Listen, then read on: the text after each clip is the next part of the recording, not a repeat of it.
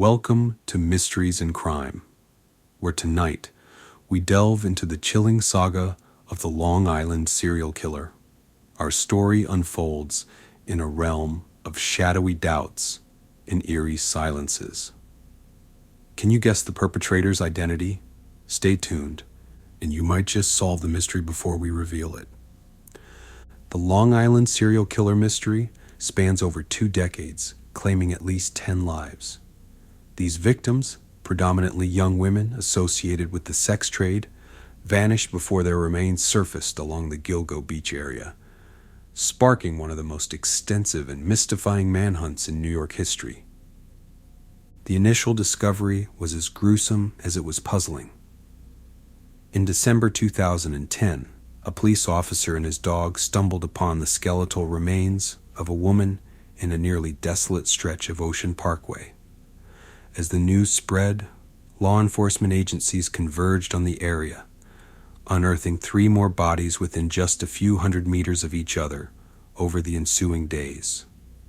These early victims, shrouded by the dense underbrush, were just the beginning. The forensic analysis revealed chilling similarities among the remains. The victims had all been strategically placed, suggesting a perpetrator with a meticulous and calculated approach to murder. Each was wrapped in burlap, signaling a signature method of disposal that added layers of complexity and horror to the case. As the community reeled from the shock, the media swarmed the region, speculating wildly about the identities of both the perpetrator and the victims. Fear gripped Long Island, particularly those in the sex trade industry, who felt both targeted and overlooked by the forces meant to protect them. The immediate aftermath was a mixture of chaos, fear, and an overwhelming demand for answers that seemed as distant as ever. The narrative of the Long Island serial killer is tragically woven with the stories of its victims, each one a stark emblem of vulnerability and unfulfilled promise. Shannon Gilbert, with her vivacious and resilient spirit, was making tangible strides towards a brighter future, balancing her immediate survival with long-term aspirations of stability and happiness. Her disappearance, following a haunting emergency call where she expressed terror for her life, marked the beginning of a deeply unsettling series of discoveries. Maureen Brainard Barnes, a mother fighting the throes of financial despair, faced the harrowing decision to venture into the streets, propelled by the sole motive of providing for her children back home in Norwich, Connecticut.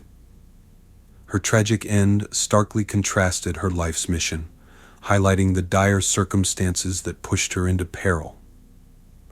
Megan Waterman, known among her friends and family for her infectious laughter and loving nature, saw her life's path twisted by economic hardships. Her journey into the night, one from which she would never return, started with the need to secure a future for her young daughter, underscoring the poignant interplay between maternal duty and personal danger. Amber Lynn Costello, the youngest of the victims, carried dreams that reached far beyond the harsh streets of Babylon, New York. Her aspirations for escape and change were brutally cut short, her youthful hope extinguished by a predator who preyed on such vulnerabilities. Together, these stories form a somber mosaic of lost potential and silenced voices overshadowed by the grim spectacle of their endings. They remind us of the human stories behind the headlines, the real lives intersected and ultimately destroyed by a menace that lurked, faceless and fearless, within their midst. Each life tells a tale of dreams deferred and dignity denied, compelling us to look beyond the sensational and remember the individual tragedies forged in the shadows of the Long Island serial killer.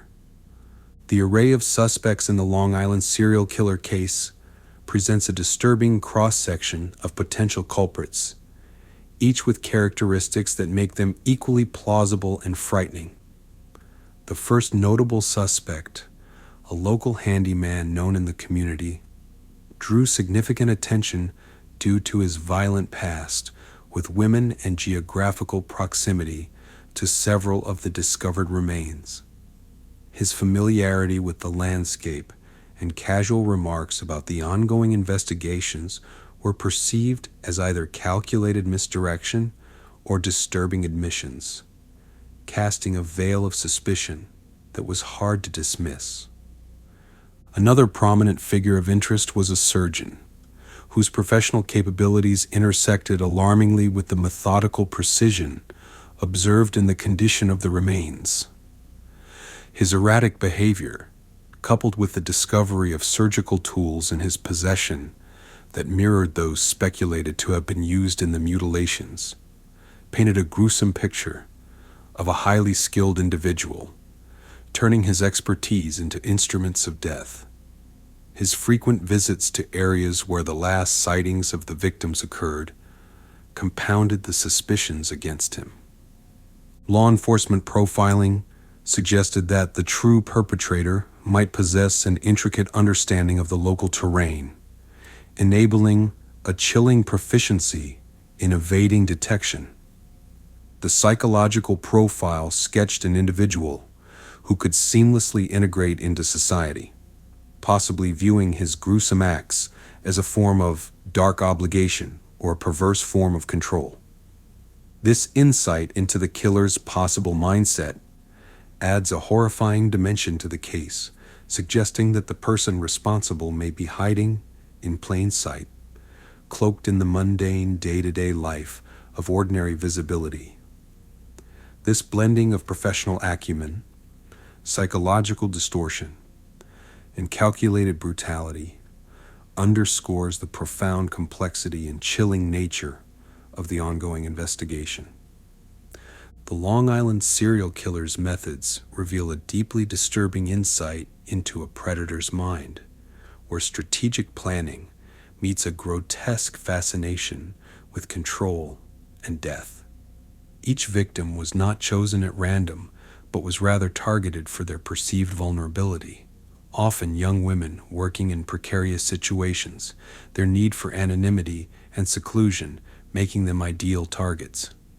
The killer exploited these traits meticulously, planning each abduction and murder with chilling precision. The modus operandi of the killer was grotesquely methodical, luring the victims under the guise of safety or opportunity, incapacitating them to eliminate any chance of resistance, murdering them, and finally, disposing of their bodies in such a way as to delay or prevent discovery. This process was not hasty, but was executed with a patience that suggests a perverse comfort in the act. The choice of secluded areas, dense with thick underbrush and away from prying eyes, for body disposal highlights an intimate knowledge of the local geography. Such locations were specifically chosen to ensure that the bodies would not be easily found, and if they were, the elements would have already obscured crucial forensic evidence. Victims were often strangled, a method of killing that requires close physical proximity and significant physical control, hinting at the killer's desire to dominate and overpower. After death, the bodies were treated with a macabre formality, wrapped in burlap sacks.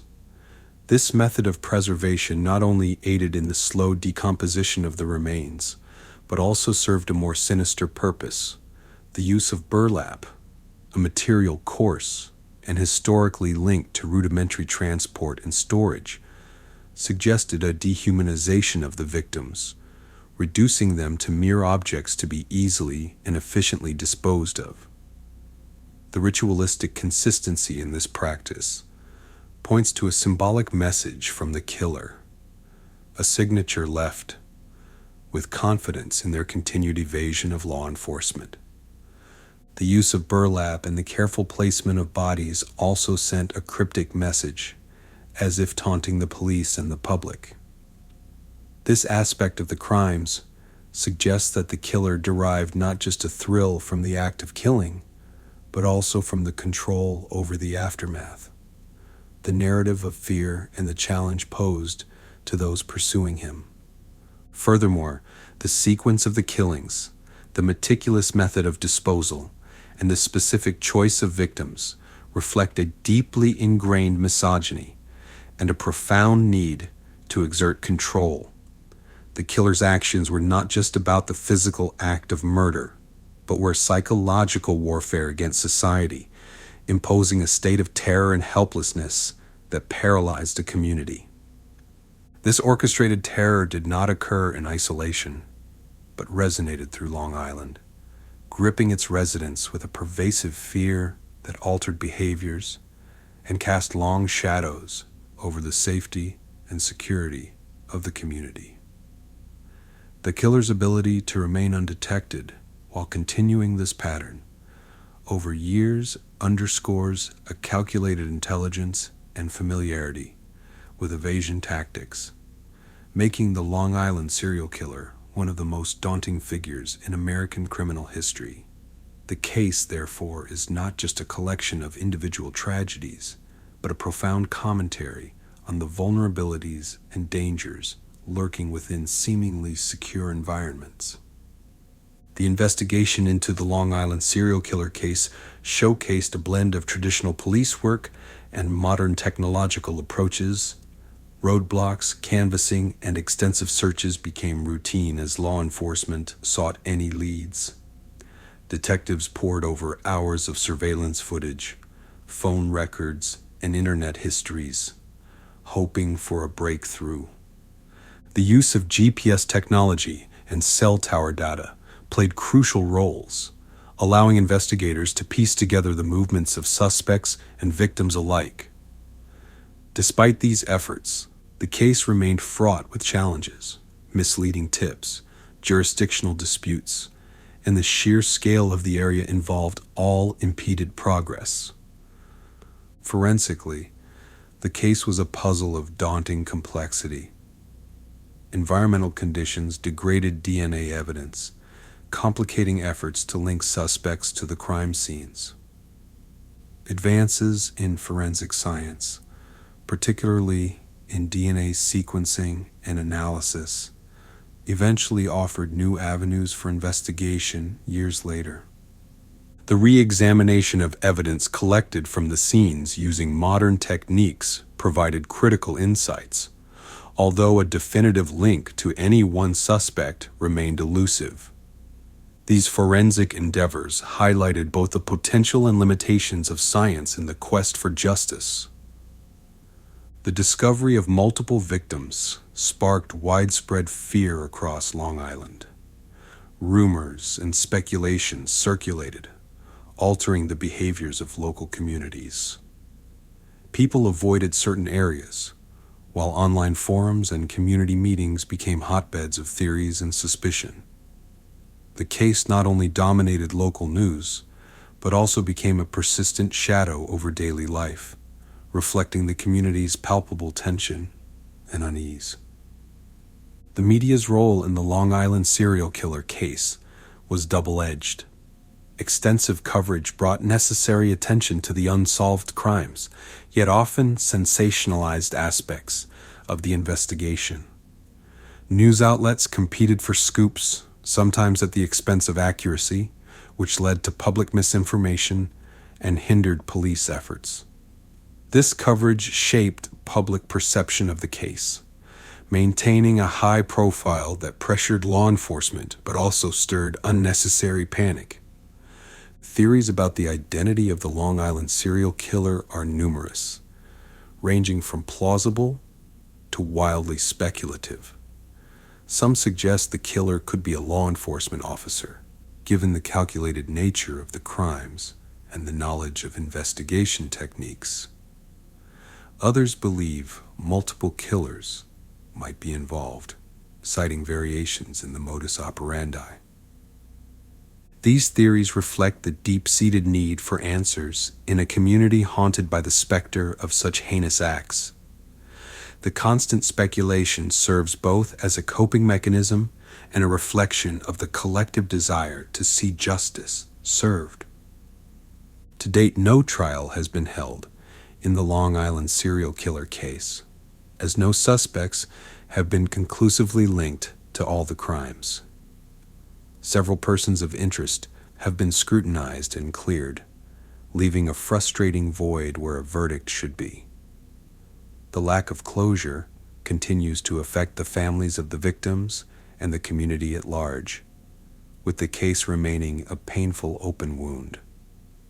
Despite extensive investigations, the Long Island serial killer case remains riddled with unanswered questions. Who is the perpetrator? What motivated these gruesome acts? Are there more victims yet undiscovered? These lingering mysteries continue to haunt investigators and the families of the victims. The ramifications of the case extend beyond Long Island, affecting national discussions on crime investigation, victim advocacy, and media responsibility. It has prompted law enforcement agencies to revise protocols for dealing with serial crimes and has influenced media coverage of sensitive cases. As we leave the shadows of the Long Island serial killer behind, we urge you to reflect. Did you spot today's clue? Share your thoughts and theories in the comments below. Remember, your insight could light the way to truth. As always, stay curious, stay vigilant, and stay safe.